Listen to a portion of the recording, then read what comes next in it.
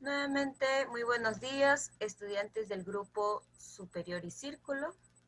Bien, vamos a dar inicio entonces a la clase del día de hoy. Y nos damos cuenta en esta imagen que vamos a abarcar o vamos a hablar sobre el neoclasicismo. Bien, de manera general, ¿no? Vamos a mencionar o vamos a hablar qué entendemos por este neoclasicismo europeo. Es que justamente nace, ¿no? O es propio de Europa. ¿Y exclusivamente en qué país? Vamos a ver. Decimos entonces que es un movimiento artístico que surge en Francia. Ojo, en Francia, a mediados del siglo XVII hasta el siglo XVIII. Hasta ahora solamente sabemos que es un movimiento artístico, pero en contraposición o como reacción a qué otro movimiento es que surge. Vamos a ver.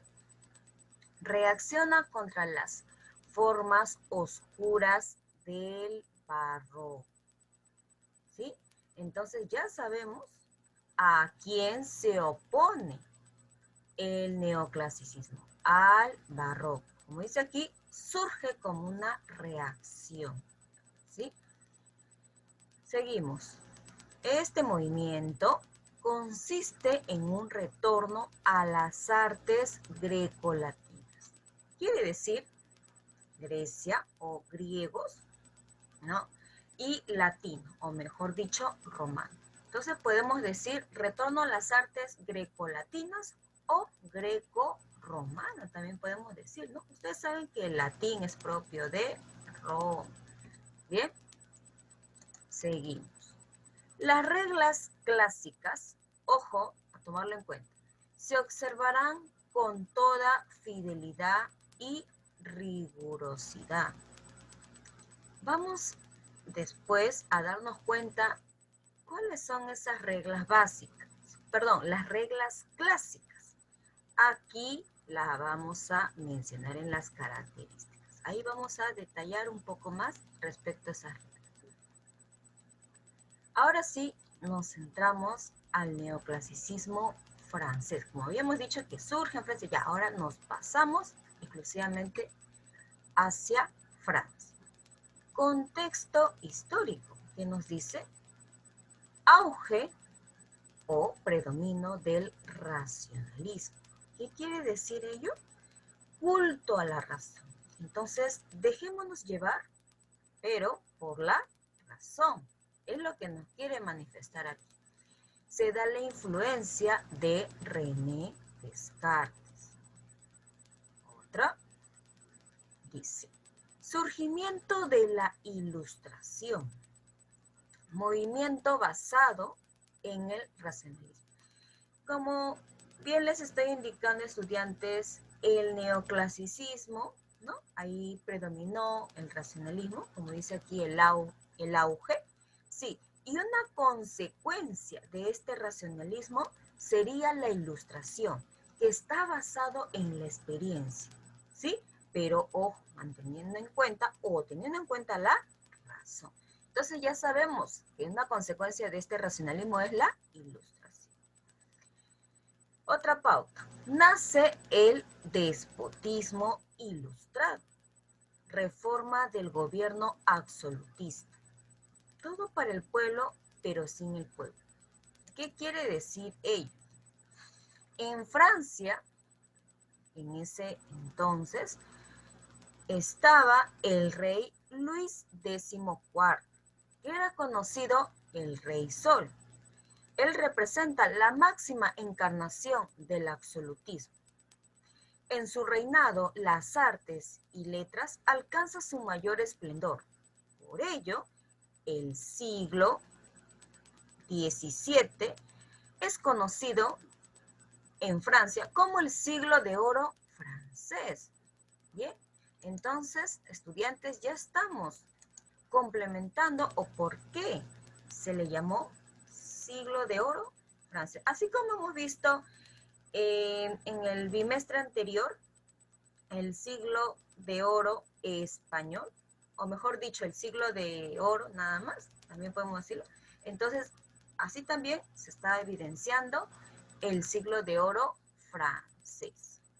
Bien, entonces ya sabemos que ahí se dio o surgió o se manifestó, ¿no? El despotismo. Bien, ¿y qué quiere decir gobierno absolutista? Es que solo importa a ese rey, solo es el más importante, es decir, ese rey gobierna, ya, establece su reinado a su manera, sin importarle los demás, o sin darle cuenta a todo el pueblo, reino, etc. Entonces es despotismo absolutista, o mejor dicho, un gobierno absolutista, ¿sí? Bien, seguimos entonces con las características. ¿Qué nos dice aquí? Uso de la literatura con un propósito educativo.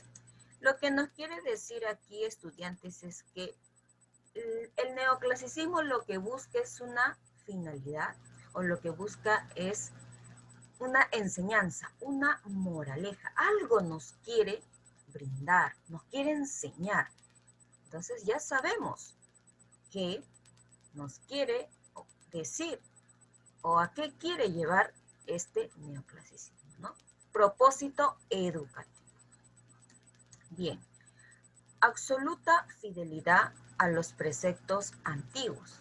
Quiere decir que va a tomar en cuenta a los pensamientos de los griegos, también a los pensamientos de los latinos, de los romanos, ¿verdad? Profunda admiración por las obras de los autores clásicos, es decir, los autores griegos también, ¿no? Otra vez griegos, romanos. Recuerden que es la unión de estas dos culturas. Respetaron las unidades clásicas. Ahí entra en detalle con lo que habíamos dicho de manera general del neoclasismo europeo, ¿no? ¿Cuáles son esas unidades clásicas?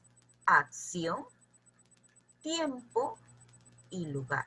Entonces, el neoclasicismo exigía que estas reglas, ¿no?, se den como siempre se ha establecido, o mejor dicho, se debe de tomar en cuenta estas reglas cuando van a plasmar o en la producción de las obras. Tiene que estar obligatoriamente, ¿no? Como dice aquí, se observarán con toda fidelidad y rigurosidad. Son muy estrictos, muy severos. Sí o sí se tienen que cumplir o trabajar con ellos, ¿verdad?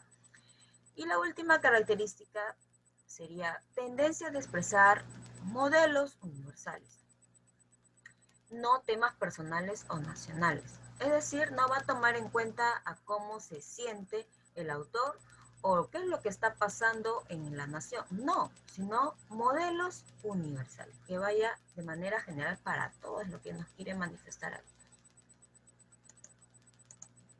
Bien. Entonces, estudiantes, ya les he hablado, he explicado qué entendemos por el neoclasicismo, dónde surge, ¿sí? Y cuáles serían las características principales. Vamos a preguntar a uno de sus compañeritos. A ver, Abanto, dígame usted, ¿dónde surge el neoclasicismo? ¿En qué país? Vamos, Abanto. Unos segunditos, le damos tiempo. Ahí está. Muy bien, Abanto. Surge en Francia. Muy bien. Ahora, este movimiento, neoclasicismo, surge como una reacción a qué otro movimiento que habíamos mencionado. Vamos a preguntar a Narciso Rojas. El neoclasicismo, mejor dicho, es opuesto a qué otro movimiento que ya lo habíamos mencionado, Ya también lo habíamos trabajado en el bimestre pasado. Vamos a esperarle unos segunditos a Narciso, si no damos pase a los voluntarios. A ver, Narciso.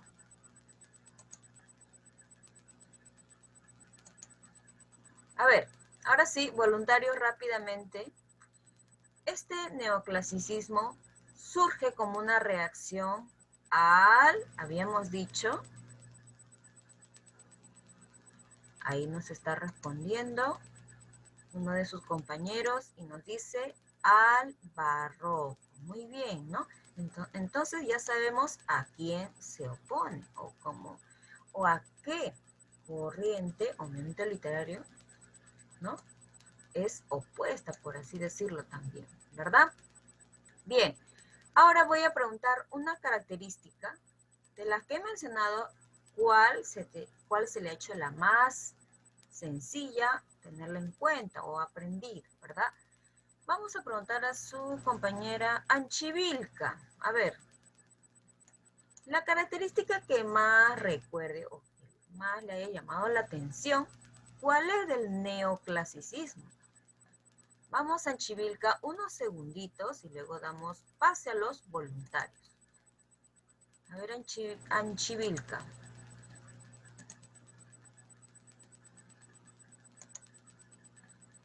Nos está respondiendo.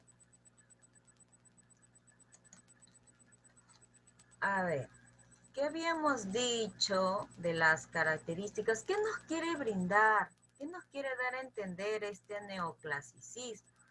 ¿Qué habíamos dicho? Un propósito educativo. Bien. Otra característica, tienen que respetar rígidamente las unidades clásicas. ¿Cuáles son? ¿Cuáles son esas unidades? A ver, voluntarios, ¿cuáles son? Muy bien, tiempo, lugar, excelente, y acción.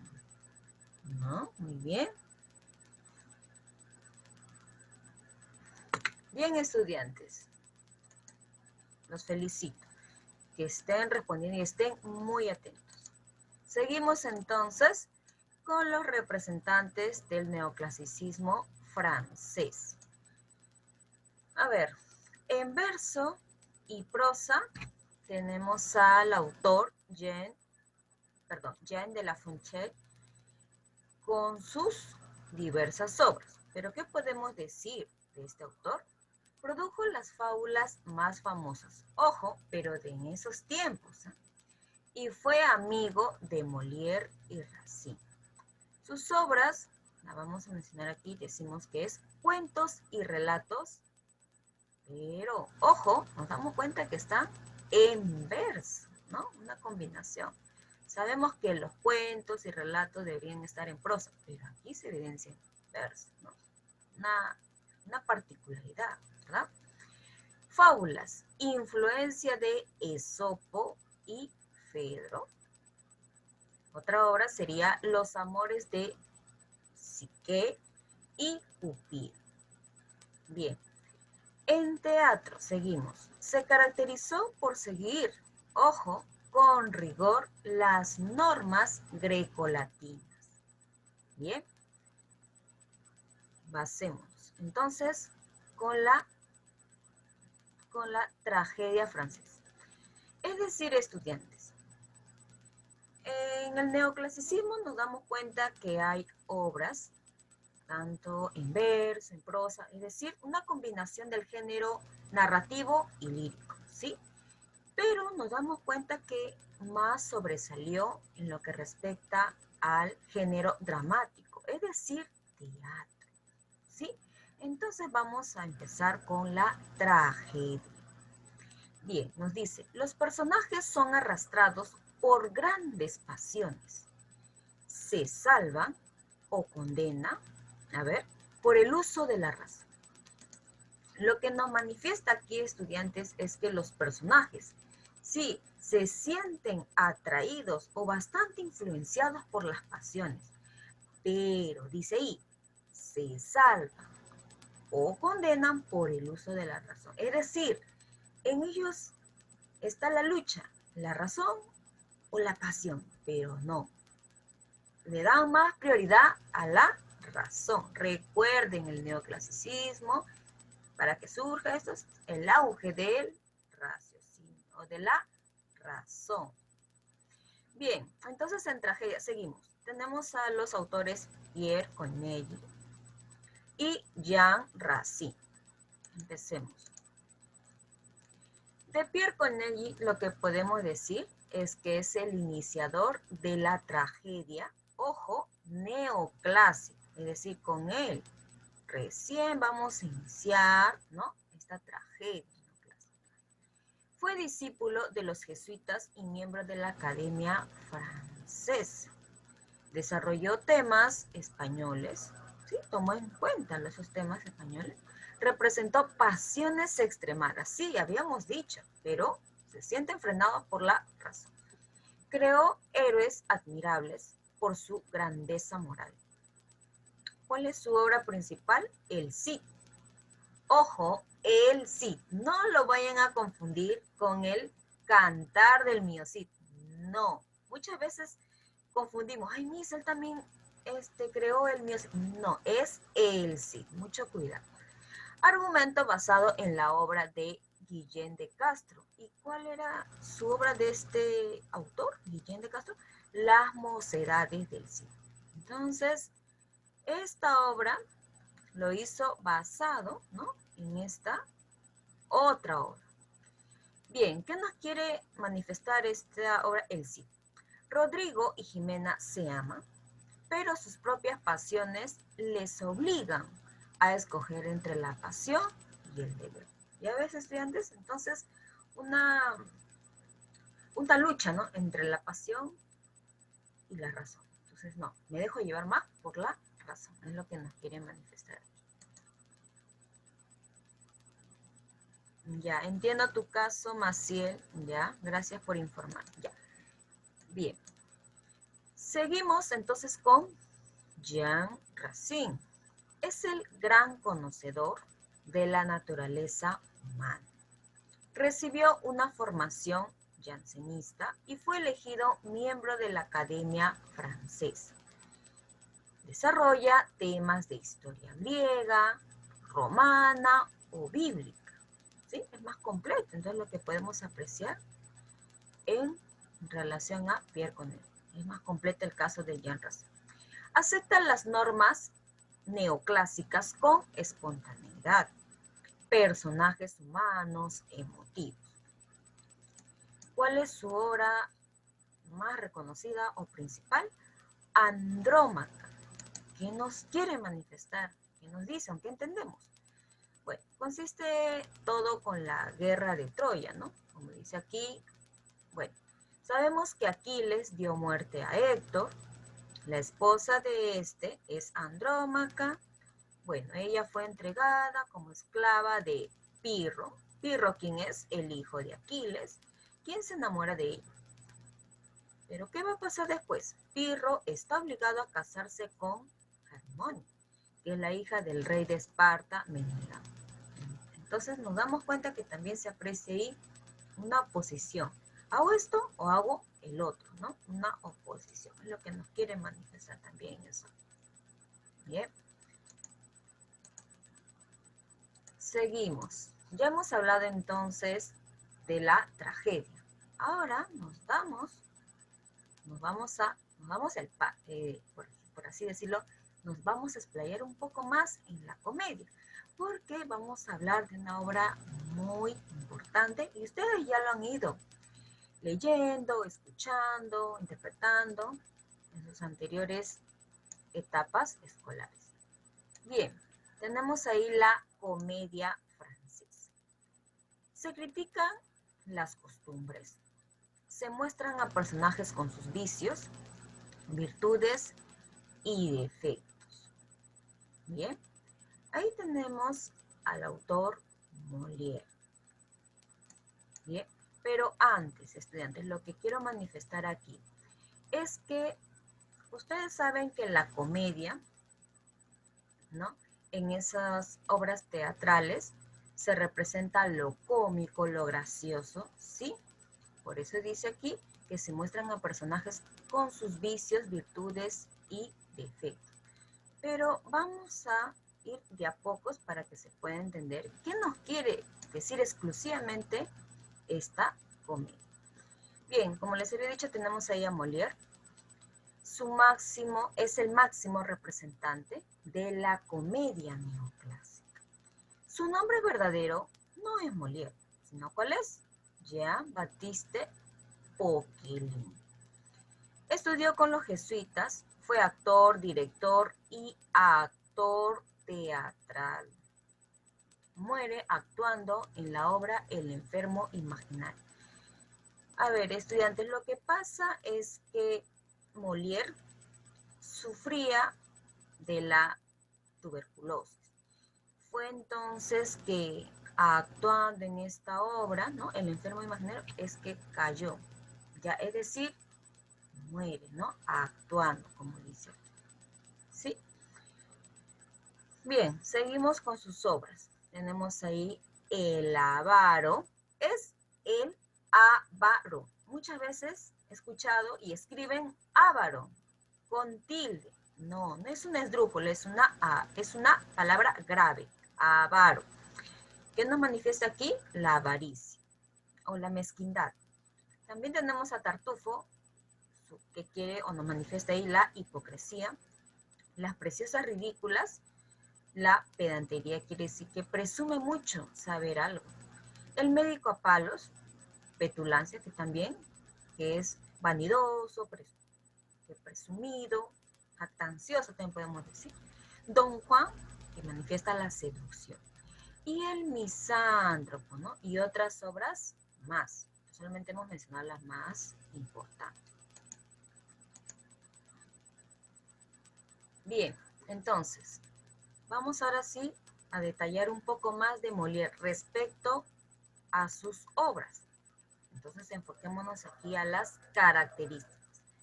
¿Qué podemos decir? Es el creador de las verdaderas farsas. Lo vamos a ver en su obra, la cual vamos a trabajar el día de hoy. ¿Ya? Creó arquetipos, quiere decir modelos a imitar. ¿Ya? Estableció o creó modelos y que esos modelos lo van a imitar. O es que otros lo pueden imitar o es que él también está imitando, por así decirlo, ¿no? Ridiculiza a la burguesía. ¿Qué es la burguesía? Es la gente comerciante, ¿no? Esos burgueses aspiraban a llenarse de más recursos, más dineros, pero sin tomar en cuenta a los que necesitan o sin ayudar, por así decirlo, ¿verdad? Entonces, es lo que se puede apreciar en esta obra. Vamos a ir viendo. Gran observador de costumbres, es decir, ¿qué es lo que se hacía comúnmente, ¿no? En esos tiempos. Entonces, Molière lo va a manifestar en esta obra. No empleaba lo cómico para atacar el vicio, sino para combatir lo ridículo, ¿sí?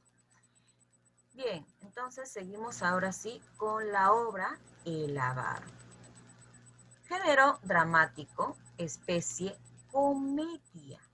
Actos 5. Tema principal, la avaricia como defecto. Ojo, la avaricia. Mismo dice su obra, ¿no? El nombre, ¿no? El avaro. Entonces, el tema principal es la avaricia como defecto. O la mezquindad. Aspira mucho más sin compartir con los que necesita. O incluso, este señor no quiere compartir con sus hijos. Ya lo vamos a ir viendo. Los personajes, tenemos a Harpagon, ahí está, este señor, el avaro, ¿no? Una característica, por así decirlo, el avaro. Elisa, que es la hija, su hija. Cleanto también. Valerio es el fingido criado de Harpagon. Es decir, él decide, ¿no?, trabajar como el criado de este Harpagón para estar cerca de Elisa. Bien. Y Mariana es la amante de Cleanto y Harpagón. Y vamos a ir viendo con más detalle aquí, en este esquema de los personajes, y voy a argumentar o voy a explicar en qué consiste esta obra. A ver, estudiantes, antes de empezar con el argumento, por favor estén muy atentos porque voy a preguntarles quién es Elisa, quién es Cleanto. Por ejemplo, ¿quién robó la arquilla de oro del dichoso Harpagón? Y así sucesivamente. Por eso, muy atentos. ¿Sí? Bien. Entonces, todo comienza, ¿no? Ya. Bueno, ustedes bien saben que Harpagón tiene dos hijos, Cleanto y Elisa. Bien.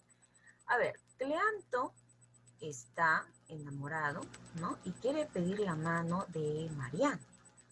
Al igual Elisa, ¿no? Quiere pedir, no quiere pedir, sino que está enamorado y quiere casarse con Valerio. Pero estos dos hijos necesitan el permiso o el consentimiento de su padre, que es el Harpagón. Bien, pero todo, por así decirlo, todo lo curioso surge cuando Harpagón se fija en Mariana, ¿no? Entonces, aquí está la mensajera Frosina, ¿no? Prácticamente ella trabaja para Harpagón, ¿no?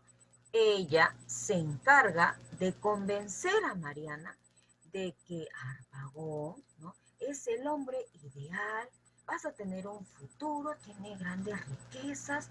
Mariana, no pierdas la oportunidad. Con él vas a tener un futuro magnífico, muy bueno, ¿no? Entonces, Mariana hasta ese entonces no conocía al dichoso Harpagón y menos sabía que era el padre de su amado Cleanto, ¿no?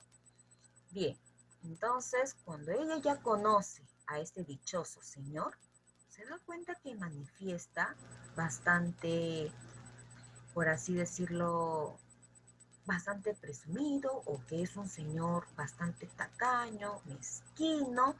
Es entonces que ella ya lo descarta y dice, no, nada que ver con este señor. Es decir, lo rechaza, ¿no? Entonces, Harpagón, ¿ya?, en otras oportunidades se da cuenta que Cleanto y Mariana manifiestan una simpatía, es decir, sospecha que entre ellos dos hay algo, que se gustan, no sé. Entonces Harpagón, ¿no?, manifiesta un plan, ¿no? Dice, a ver, hijo, ¿no? A Cleanto le dice, hijo, yo ya me di cuenta que soy un hombre adulto, de edad avanzada, entonces no me puedo yo meter con una joven, ¿no?, una muchacha joven. Entonces te doy la oportunidad a ti, hijo, de que fijes tus ojitos en mí. Entonces, Cleanto, muy feliz, y se siente ya, por así decirlo, con el consentimiento de su padre, ¿no?, de cortejar a Mariana, y ya, pues al final ellos dos, ahí están la parejita a plena luz del padre, ¿no?, por así decirlo.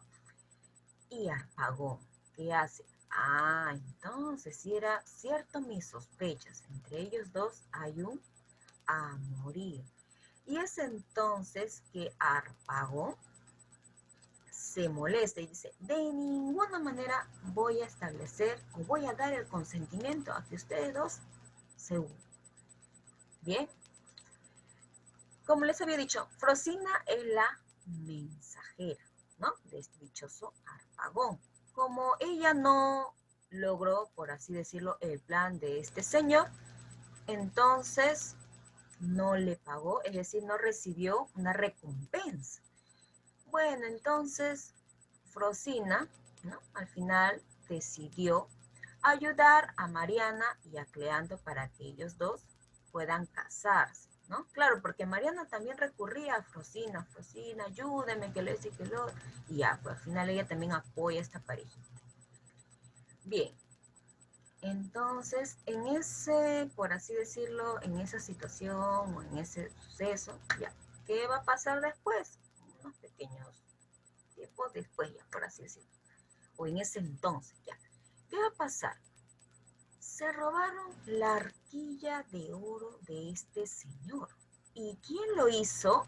Flecha, que es el criado de Leandro. A ver, ¿y por qué hizo eso? A ver, lo que pasa es que Flecha ha estado espiando a este señor. Entonces Harpagón lo despide a Flecha. Entonces, este criado, como quien dice, en venganza o porque le cayó mal este Harpagón, roba la arquilla. Bien, entonces, otro criado imprudente de la situación, es decir, está pasando una cosa y salimos de otra cosa y es lo que manifiesta. Santiago manifiesta y dice, señor Harpagón, quien robó su arquilla fue Valerio. Por Valerio le echan la culpa. Y ahí entonces surge la confusión graciosa, ¿no? Harpagón le reclama a Valerio, ¡hey, devuélveme mi arquilla de oro! ¿Cómo es posible? Y el dichoso Valerio pensaba que le estaba reclamando el haber robado el amor de su hija Elisa. Un total complot, como quien dice, ¿no? El otro defendiendo su arquilla y el otro pensando que le está reclamando sobre el amor de eso. Bien, algo gracioso por así decirlo, un complot. O sea, salen de una cosa e inventan otra cosa para aliviar, como quien dice, esa circunstancia de tensión, ¿no? Es lo que nos quiere manifestar. Bien, luego, ya sabiendo, ¿no? Se sabe, a ver, ya, les había dicho que Valerio pensaba que le estaba reclamando el amor de su hijo. Bien, ahora aparece este último personaje que es Anselmo. Bien, él, a ver, es el abogado de Harpagón, ¿ya? Bien, entonces, este señor ya es también de edad avanzada, es decir, ya un señor adulto. Al escuchar el argumento de Elisa, de Valerio, de Cleanto con Mariana, se da cuenta de que Mariana y Valerio son sus hijos. Sí, pero antes de ello, Anselmo pretendía a doña Elisa, quería casarse con esta jovencita. Pero como les estoy diciendo, al saber el caso de Mariana y Valerio y de Cleanto, Elisa, es decir, ya sabe, ¿no? Que ellos tienen, por así decirlo, su parejita especial. Elisa, Valerio, Cleanto y Mariana. También Anselmo, ¿no? Se da cuenta, o es que se llega a enterar, que, a ver, Mariana y Valerio son sus hijos. Antes de ello, cuando Valerio fue acusado, ¿no? De que él había robado la arquilla, él reconoció su verdadera identidad y en ese entonces Mariana se da cuenta que Valerio es su hermano que había perdido en un naufragio, ¿no?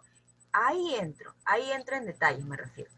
Entonces, al escuchar ese dato, Anselmo se da cuenta que ellos son sus hijos, que también los había perdido, ¿no? O por así decirlo, no los había reconocido a lo largo de los años. Es decir, ellos no estaban juntos, ¿no? Entonces ya reconoce a estos dos que son sus hijos. Bien. ¿Y cuál es la parte final de esta obra? Es que don Anselmo ayuda a recuperar, ¿no? A este señor Harpagón